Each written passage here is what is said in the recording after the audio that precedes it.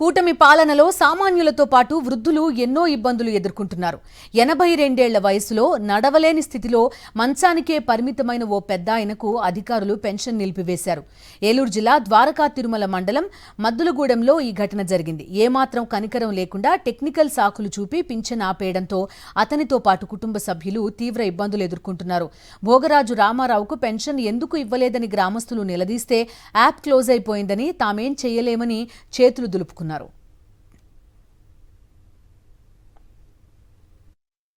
ఆ సందర్భంగా గత కొన్ని సంవత్సరాలుగా పెన్షన్ పొందుతున్నటువంటి ఈ భోగరాజు రామారావుకి ఇప్పుడు సాంకేతిక కారణాలను అడ్డం పెట్టుకొని పెన్షన్ నిరాకరించడం చాలా శోచనీయమైనటువంటి పరిస్థితి. దీన్ని మేము తీవ్రంగా ఖండిస్తున్నాం.